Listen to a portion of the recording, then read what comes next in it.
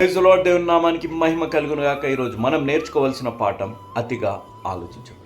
ఎప్పుడైనా మనం అతిగా ఆలోచించాము అనంటే మన సామర్థ్యతని, దేవుడిచ్చిన ఆ తలాంతుని మనం అనగగొట్టేస్తున్నామని, మన జీవితంలో మనం ఎదగట్లేదని, మనం ఆశీర్వదింపబడట్లేదు.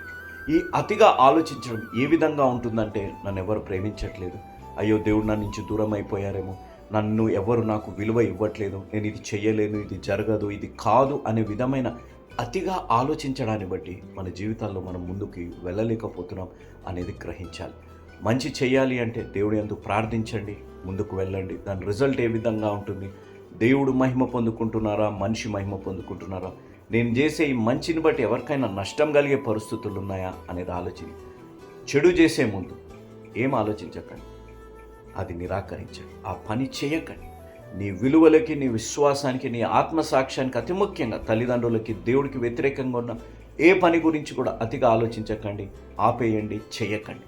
అది మంచిది కాదు, మీకే మంచిది కాదు, నాశనానికి దారి తీస్తాయి అనేది మనం గ్రహించాలి.